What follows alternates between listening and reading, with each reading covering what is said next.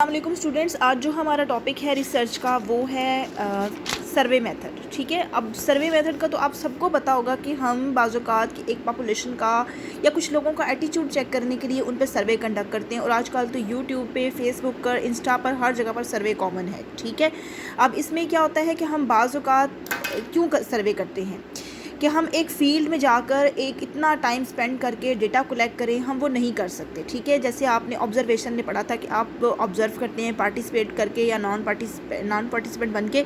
अब जब इतना टाइम आपके पास नहीं होता तो आप सर्वे कंडक्ट करते हैं। ठीक है, अब सर्वे में क्या होता है कि क्वेश्चनियर जो है वो रिसर्चर क्वेश्चनियर यूज़ करेगा, इंटरव्यू कर सकता है किसी सिलेक्टेड ग्रुप के ऊपर। ठीक है, ये नहीं कि हर बंदे से, चाहे वो उसके डोमेन में आता हो या ना आता हो। ठीक है, अब इसमें ये होता है कि उसने वो जो ग्रुप चूज़ करना है ना, वो बहुत केयरफुली चूज़ करना चाहिए। ठीक है, अगर देखिए वो टीचर्स पे स्टडी कर रहा है तो उसे टीचर्स का ही सैंपल लेना है, ना कि वो उसके अंदर डॉक्टर्स भी शामिल करेगा, ना कि वो उसके अंदर कोई इंजीनियर भी शामिल करेगा, ऐसा नहीं है। ठीक है, अगर वो स्टूडेंट्स पे कर रहा है, किसी खास ग्रुप पे कर रहा है, फर्स्ट ईयर पे कर रहा है, तो उसको फर्स्ट ईयर के स्टूडेंट लेने हैं, ना कि वो सेकेंड ईयर के भी बीच में ले लेगा, थर्ड ईयर के भी, ऐसा कुछ नहीं होगा। ठीक है, उसे जो सैम्पल है वो बहुत केयरफुली सिलेक्ट करना है और ऐसे सिलेक्ट करना है कि हर बंदे को इक्वल चांस मिले सिलेक्शन का।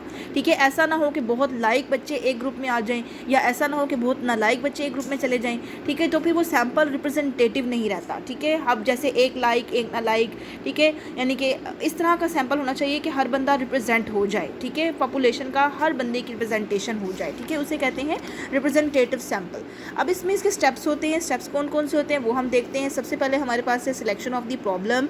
आपने ऐसी प्रॉब्लम सेलेक्ट करनी है जिसकी कोई इंपॉर्टेंस हो, जिस पे आप काम करें तो लोगों को फ़ायदा हो। ठीक है, उस प्रॉब्लम का एक पर्पस होना चाहिए। ऐसा नहीं है कि आपने कोई भी प्रॉब्लम अपने इंटरेस्ट के लिए लेकर उस पर स्टडी करना शुरू कर दिया, इतना टाइम भी वेस्ट किया, इतने लोगों का वक्त भी ज़ाया किया और उसका हासिल भी कुछ नहीं हुआ। ठीक है, उसके बाद है क्वेश्चनियर अबाउट दी प्रॉब्लम। आप क्वेश्चनियर बनाएंगे। क्वेश्चनियर क्या होता है? जो आपके सामने आता है, जिस पे आप टिक क्रॉस करते हैं या आपने क्वेश्चन के आंसर्स आगे लिख रहे होते हैं, वो क्वेश्चनियर जो होता है वो ऐसे बनाना चाहिए कि वो बहुत मुश्किल ना हो लोगों को जैसे कुछ लोग आपके घर में आके सर्वे देते हैं, कहते हैं जिसको फिल कर दें। ठीक है, अब ऐसा होता है बाज़ औक़ात उसमें इतनी मुश्किल इंग्लिश होती है या इतनी मुश्किल उर्दू होती है, और या स्टेटमेंट्स इतनी लंबी लंबी होती हैं कि पढ़ते वक्त टाइम ज़ाया हो जाता है और लोग उसको फिल करना पसंद नहीं करते। ठीक है, तो उसको सिलेक्ट करने के बारे में बहुत सी चीज़ों का ख्याल रखा जाता है। बस एक दो पॉइंट्स मैं बताऊँगी, वो ये कि एक तो उसको ईजी वर्डिंग में होना चाहिए, और दूसरा उसको बहुत लेंथी नहीं होना चाहिए, और ऐसा भी नहीं हो कि वो आप जो पूछना चाह रहे हैं सब चीज़ें पॉजिटिव डाली हुई हैं और इंसान उन पे टिक करने पे मजबूर हो जाए कि मैंने इसको टिक ही करना है, मैंने इसको क्रॉस नहीं करना। ठीक है,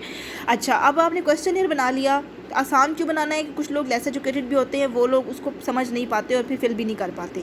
उसके बाद अब सैम्पलिंग करते हैं पॉपुलेशन की। सैम्पलिंग के लिए बहुत सी टेक्निक्स यूज़ होती हैं।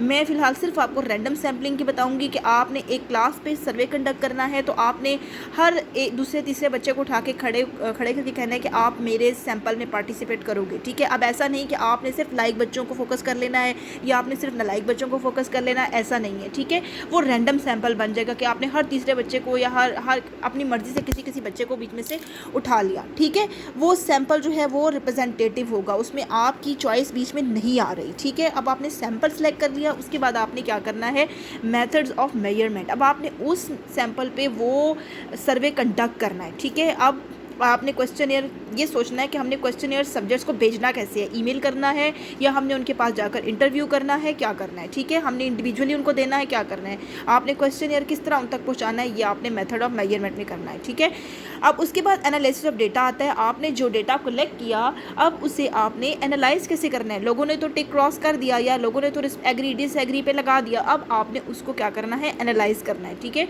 और एनालिसिस के लिए बहुत से मेथड्स होते हैं। बाज़-औक़ात मीन का मेथड यूज़ होता है, वो आप लोगों ने स्टैट्स में पढ़ा होगा, और बाज़-औक़ात SPSS यूज़ होता है, और वो बहुत कॉम्प्लिकेटेड प्रोसीजर है, मास्टर्स लेवल के ऊपर होता है। वो मेथड यूज़ किया जाता है डाटा को एनालाइज करने के लिए। जो न्यूमेरिकल फॉर्म्स हैं उसको अब हमने रिज़ल्ट की फॉर्म में कन्वर्ट करना है। ठीक है, और उसके बाद होता है उसकी भी प्रॉपर ट्रेनिंग होती है जिस पे वो लोग काम करते हैं। उसके बाद रिजल्ट्स ऑफ और रिपोर्ट राइटिंग। अब जो भी डेटा आपने कलेक्ट कर लिया, ठीक है, आपने इस डेटा को एनालाइज भी कर लिया, अब आपने रिजल्ट बताना है कि जो हाइपोथेसिस आपने बनाया था वो एक्सेप्ट हुआ या वो रिजेक्ट हुआ। ठीक है, और इसमें जो है वो टेबल्स, डायग्राम, बार चार्ट्स वगैरह अब यूज़ करके तो अपने डेटा को शो करते हैं कि हमने रिज़ल्ट कैसे निकाला। ठीक है, फिर आप रिपोर्ट बनाते हैं कि हमारी स्टडी की क्या फाइंडिंग्स थी और हम इसके लिए क्या जो है वो रिकमेंडेशन या सजेशंस देते हैं, सोल्यूशन देते हैं इम्प्रूव करने के लिए।